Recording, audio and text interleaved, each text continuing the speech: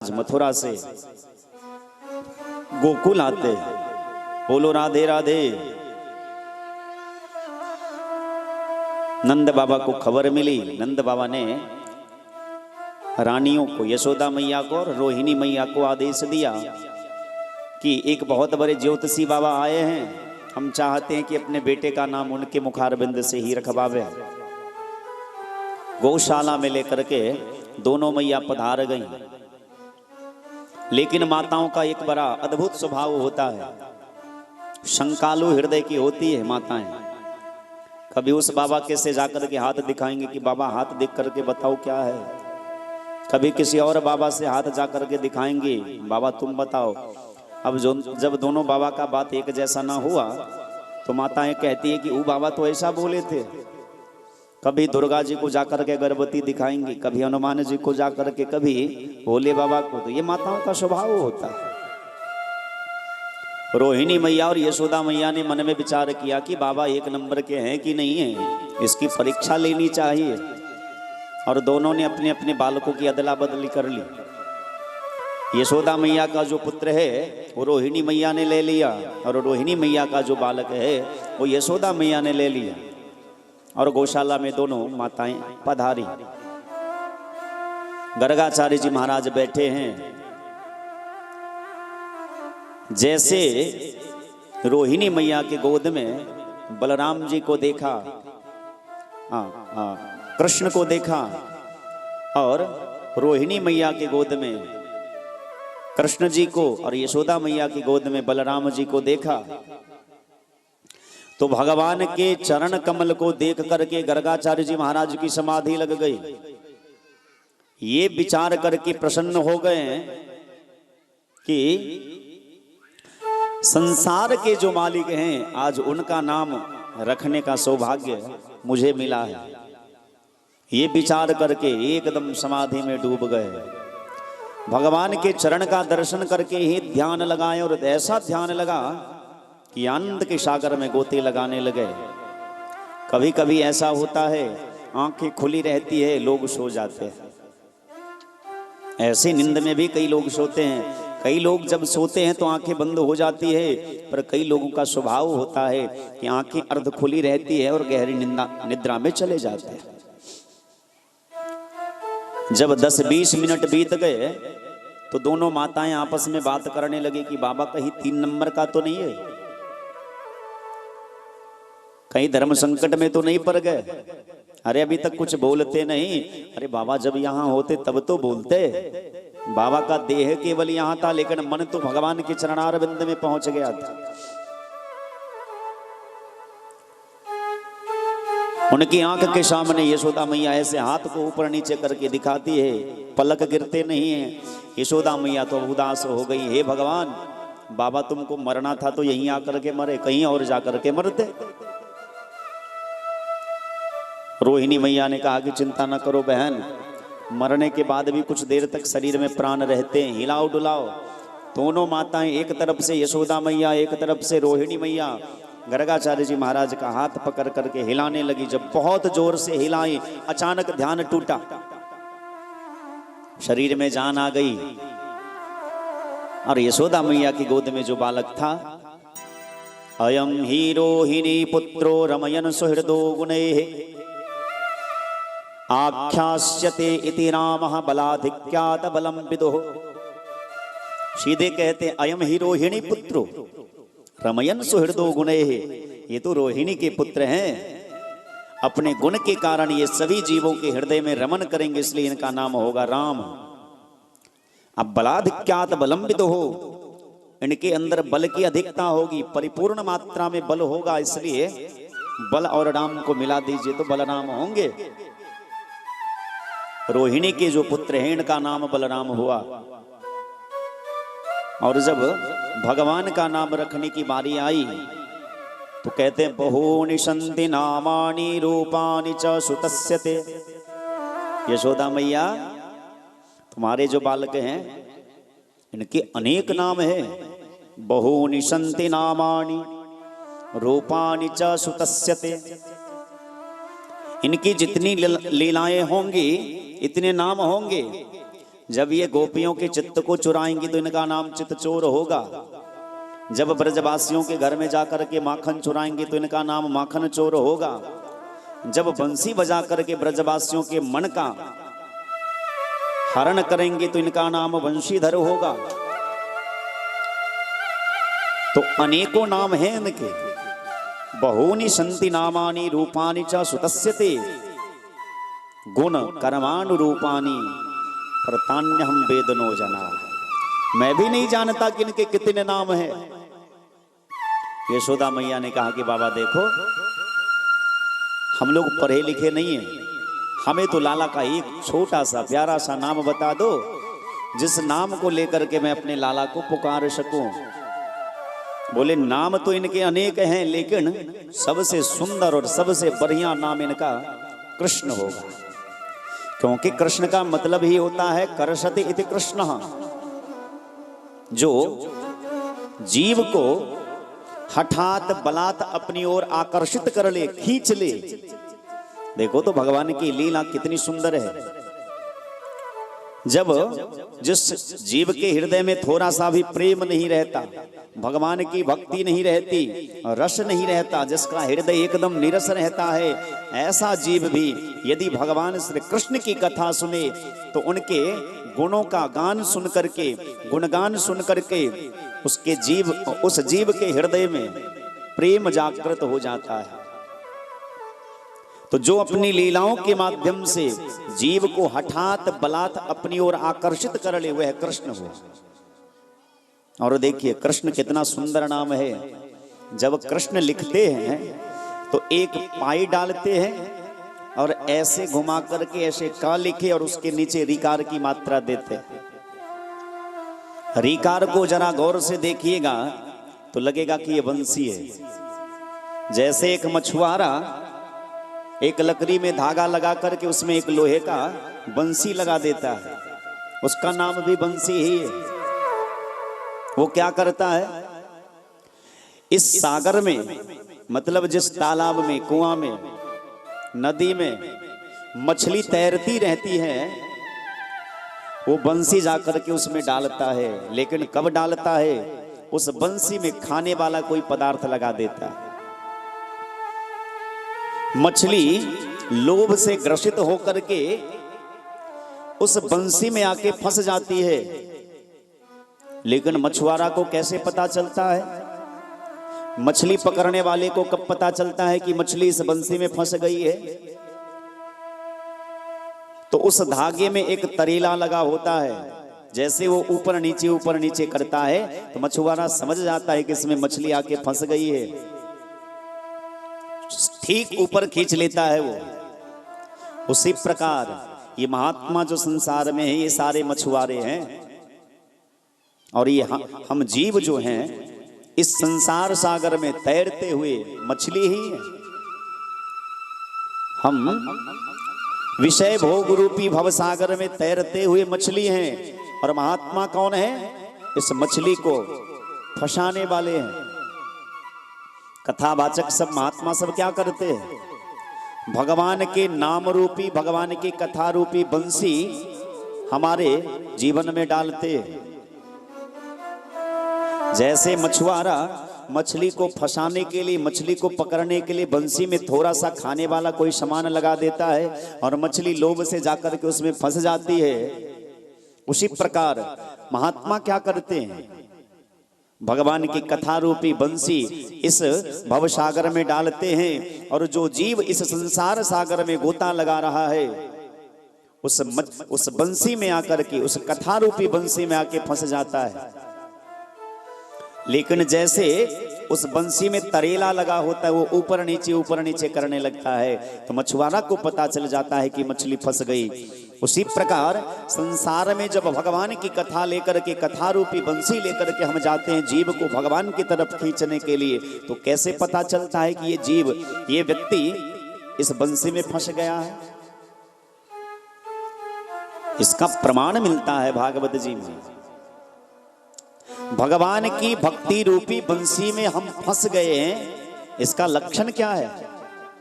हम भगवान की कथा रूपी बंसी में हमारा मन फंस गया है, लग गया है, इसका प्रमाण क्या है? बोले वाग गद गदया द्रवते यस्य चित्तम रुदत्ते भीक्षणम हसते क्वचिच्च। जब भगवान की कथा कहते कहते कंठ अवरुद्ध हो जाए, भगवान की कथा सुनते सुनते नेत्र से आंसू बहने लगे, प्रेमाश्रु बहने लगे, शरीर रोमांचित हो जाए, कभी हंसने का मन करे, कभी गाने का मन करे, कभी रोने का मन करे, कभी नाचने का मन करे, तो समझिए कि भगवान की कथा रूपी बंसी में हमारा मन जो है, मन रूपी मछली जो है वो फंस गया।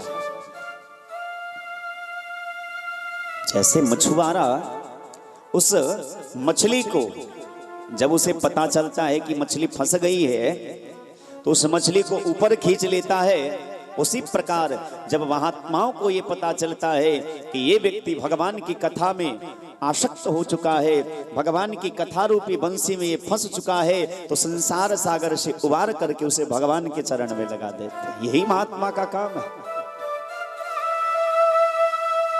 यशोदा मैया ने कहा कि बाबा हम लोग पढ़े लिखे नहीं है, हम लोग तो ब्रज के गवार ठहरे, हमें तो व्याकरण शास्त्र का ज्ञान भी नहीं है। तुमने तो इतना कठिन नाम रख दिया मेरे लाला का कि मैं तो ले ही नहीं पाऊंगी। कृष्ण कहने में थोड़ा जिह्वा को टेढ़ा करना होता है। यशोदा मैया ने कहा कि यदि अपने लाला को मैं कनुआ कह करके बुलाऊंगी तो चलेगा? गर्गाचार्य जी महाराज के नेत्र में आंसू आ गए। धन्य हो मैया, अरे जिनका नाम वेद शास्त्र भी बड़े इज्जत के साथ लेता है, ऐसे लाला, ऐसे भगवान तुम्हारे पुत्र बन करके आए हैं और तुम उन्हें कनुआ कह करके बुलाओगी, ये तो बड़े सौभाग्य की बात है। ये तो यही तो प्रेम है। रोहिणी मैया ने कहा कि बाबा हमारे भी लाला के नाम बड़े लंबे चौड़े हैं, बलराम ये तो बड़ा लंबा चौड़ा है, बलुआ कह करके बुलाऊं? गर्गाचार्य जी महाराज ने कहा अति उत्तम। क्यों? राम ही के बल प्रेम प्यारा, जान ले हो जो जान निहारा। भगवान को कुछ भी कहो लेकिन प्रेम से कहो। मिथिलानियों ने भगवान को गाली दिया लेकिन भगवान क्या कभी बुरा माने? क्योंकि प्रेम से दिया था, अपना मान के दिया था। अरे भगवान को अपना मान लो, फिर उसके बाद जो करना हो आराम से करो, कोई दिक्कत नहीं है। भगवान को मान तो लो, और इसके हजारों प्रमाण मिलेंगे शास्त्र में। भगवान को मान लो, और मैं तो कहता हूं गाली भी देने का मन करे तो राम कृष्ण को दो। संसार में किसी को गाली दोगे तो जाकर के केस कर देगा, लड़ाई झगड़ा करेगा, सर फोड़ देगा, लेकिन भगवान को गाली दोगे तो भगवान खुश होंगे। लेकिन प्रेम से देना। यदि प्रेम से भगवान को गाली भी दोगे तो भगवान खुश होंगे। ठीक उसी प्रकार जैसे कोई जज साहब हैं, जज साहब के डर से उनकी पूरी तूती बजती है। जिलाधिकारी, डीएम यदि किसी रास्ते से गुजरते हैं तो बड़े बड़े लोग के पैजामे ढीले हो जाते, लेकिन वही डीएम साहब जब अपने घर में जाते होंगे तो उनका छोटा सा पोता उनकी गोदी में बैठ करके मूंछ खींचता है, उसे डर नहीं लगता। बाकी लोगों को डर लगता है क्योंकि वो उनके अपने नहीं है, पर उनका घर का पोता वो जानता है, उसे डर नहीं लगता कि ये डीएम है तो है। उनके गोदी में जब बैठता है तो उनकी मूंछ खींचता है, दाढ़ी खींचता है। इतना ही नहीं महाराज, उनकी गोदी में तो सुसु भी कर देते हैं, डर नहीं लगता। और जिलाधिकारी महोदय को भी गुस्सा नहीं आता क्योंकि वो जानते ये मेरा ही तो है। ठीक उसी प्रकार भगवान के डर से बाकी लोग डरते हैं, लेकिन जो भगवान को अपना मानते हैं, भगवान की गोदी में जाकर के सुसु भी कर दोगे तो भगवान को बुरा नहीं लगेगा। भगवान बस एक ही बात सोचेंगे, जैसा भी है मेरा ही तो है, मेरा बच्चा है, तो बस भगवान को अपना बना लो, कुछ भी जो संबंध पसंद आवे, जो भगवान को मानने का मन करे, लेकिन मान लो, बड़े फायदे में रहोगे आप लोग। यदि फायदा में रहना है तो भगवान को अपना बनाना सीख लीजिए। और आज से ही, आज भगवान का कल जन्म हुआ, आज भगवान की बाल लीला हो रही है। जैसे ब्रजवासियों ने भगवान से संबंध जोड़ लिया, हम तो निवेदन करेंगे, जिस गोविंद की कथा कह रहे हैं हम, आप लोग तो गोविंदपुर के रहने वाले हैं, आपके ऊपर तो भगवान की विशेष कृपा है। आप लोग गोविंदपुर के ही हैं, तो एक संबंध तो गोविंद के साथ आप लोगों का है ही। ये तो जन्मजात संबंध हुआ। एक संबंध भगवान से भी बना लीजिए, भगवान को कुछ भी मान लीजिए, चाहे भाई मानिए, बहन मानिए, मित्र मानिए, दुश्मन मानिए, माता पिता, कुछ भी मान लीजिए। 110% कहता हूं, आपका उद्धार निश्चित होगा। यदि संसार में वेद सत्य है, शास्त्र सत्य है, संतों की वाणी सत्य है, तो इस व्यास पीठ से कहता हूं, ये मेरा विश्वास है कि यदि आपने भगवान को अपना मान लिया, हो ना हो, विलंब चाहे जितना भी हो जाए, लेकिन उद्धार निश्चित होगा। कुछ भी मानिए। ब्रजवासियों ने अपना मान लिया, मित्र मान लिया। गर्गाचार्य जी महाराज नामकरण करके तो चले गए। यशोदा मैया अब बड़े प्यार से हर्ष में लाला को बुलाती है, कन्वा इधर सुनना। भगवान घुटने के बल धीरे धीरे धीरे धीरे धीरे चलने लगे। भोले बाबा भगवान के बड़े अद्भुत भक्त हैं। वेश बदल बदल करके आते हैं लाला का दर्शन करने, और अकेले नहीं आते, 2-4 संतों को भी लेके आते हैं। यशोदा मैया के द्वार पर अलख लगाते, मैया भिक्षाम देहि, भिक्षाम देहि।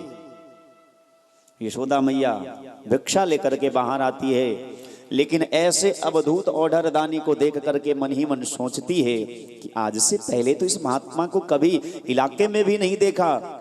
मैं देख रही हूं कि जब से मेरे घर में लाला का जन्म हुआ है तो अद्भुत अद्भुत संत आते हैं।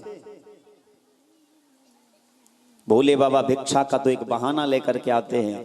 यशोदा मैया भिक्षा डाल देती हैं, फिर भी बाबा जाने का नाम नहीं लेते, देखते रहते हैं नंद बाबा के महल की ओर। इतने देर में भगवान बाहर आते हैं, घुटने के बल चल के, और नंद बाबा के महल का जो दीवाल है, उस दीवाल को पकड़ करके थोड़े भगवान खड़े होते हैं, और फिर धराम से गिर जाते हैं। खड़े होते हैं, गिर जाते हैं, खड़े होते हैं, गिर जाते हैं। ये देख करके जोगी के भेष में जो भोले बाबा आए थे, उनके आंख में आंसू आ गया। यशोदा मैया ने पूछा कि बाबा रो क्यों रहे हो, तुम्हारे आंख में आंसू क्यों है, किस बात का दुख है?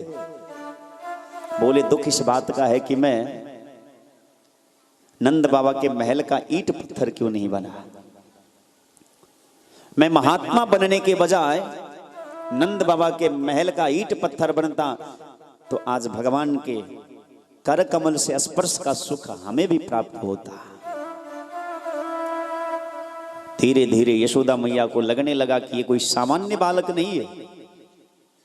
प्रतिदिन वेश बदल बदल करके महात्मा लोग आते हैं लाला का दर्शन करने। एक दिन तो ऐसा हुआ कि भगवान घुटने के बल चल करके नंद बाबा के घर के पास पहुंच गए।